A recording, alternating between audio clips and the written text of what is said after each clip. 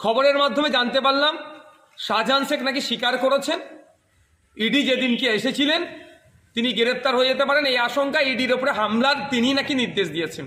এবার তারা কোথায় যাবে? তৃণমূলের সেই সমস্ত মুখপত্র টাইপ যারা আছেন, যারা নেতা আছেন, যারা বলেছিলেন স্বতঃস্ফূর্তভাবে জনরোষের শিকার হয়েছিল ইডি, যে বলেছিলেন ওই দিনকে তো আমার মনে হয় শাহজাহান ওখানে ছিল না, শাহজাহান এর সাথে যুক্ত নাই, যারা বলছিলেন তারা জবাব দিতে পারবে তো বাংলার মানুষের কাছে?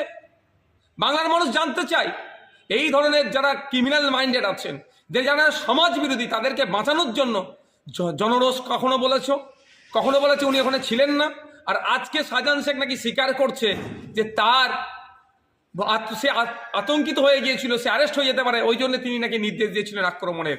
সময় এসেছে বাংলার মানুষের কাছে, দেখুন কারা এই সমাজ বিরোধীদেরকে লালন পালন করছে, যারা সমাজ বিরোধীদেরকে লালন